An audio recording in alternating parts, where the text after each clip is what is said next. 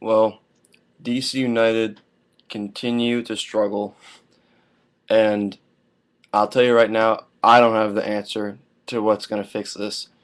I have no clue. I mean, obviously, having Namoff out really, really hurts, and he just suspended his playing career. He's now some. He now works for DC United. I don't know exactly what he does, but I'm pretty sure he's not retiring. So that is good. He probably will play in the future, but he probably just realizes that his head's not getting any better, and he might as well sit out for a while. Um, yeah, so having Devin McTavish play right defender, I do not like at all. I've never really liked McTavish at all, even when he plays midfield. I don't think he's that good of a player. And on the left side, um, it sucks because Mark Birch is out and Rodney Wallace is out. So, those are the top two left backs. Either one I would prefer over Jordan Gray. Gray just, I don't know, he just doesn't have that edge.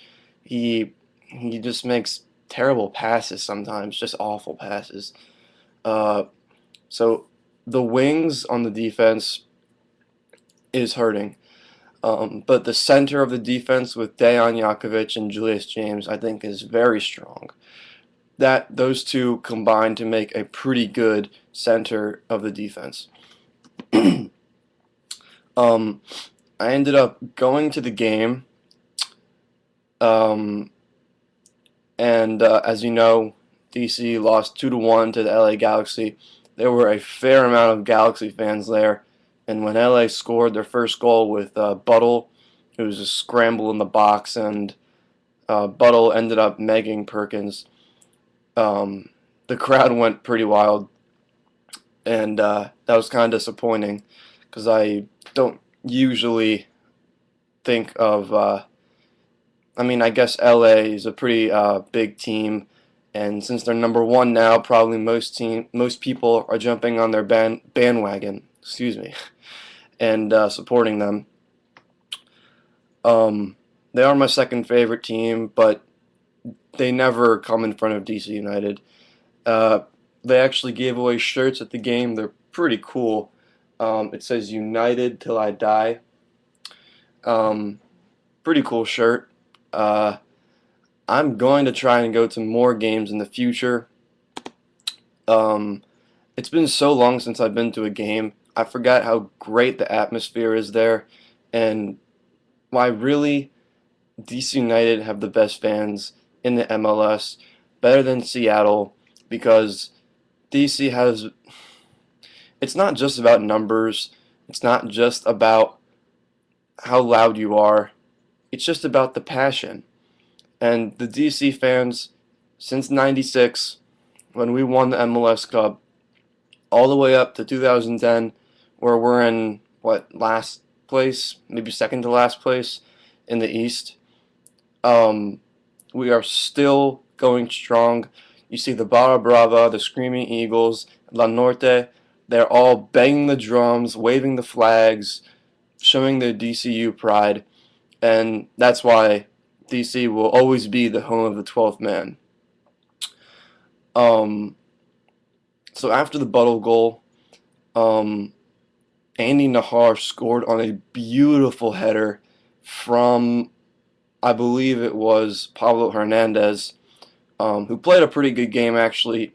Pablo started at forward with Carranza.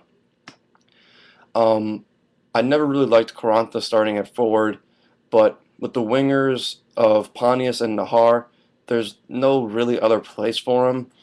Later in the game, they took out Pontius, brought in Moreno, put Moreno and Hernandez on top, and moved Carranza to the wing.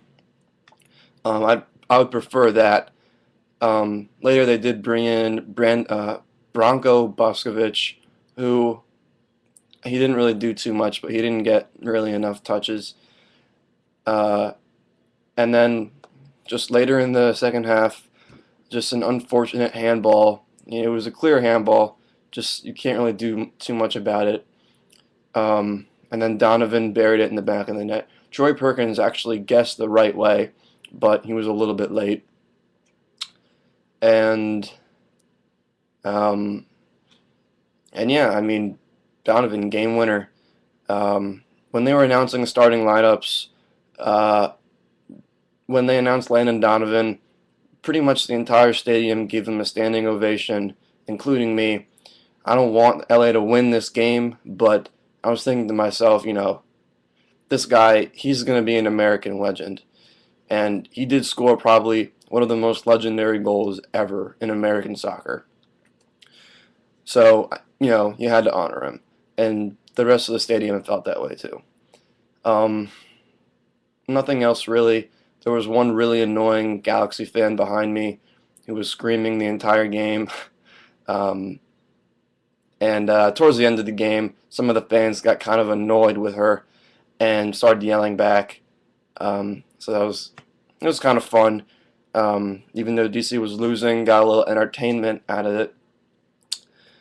And yeah, nothing more. DC loses 2-1. I wasn't really expecting a win, considering how great LA's been playing and how poorly DC have been playing. But anything can happen. DC,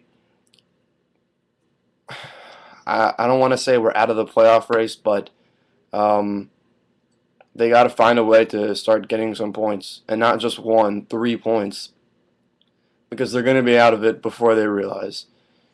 Um, so until next time, DC United till I die.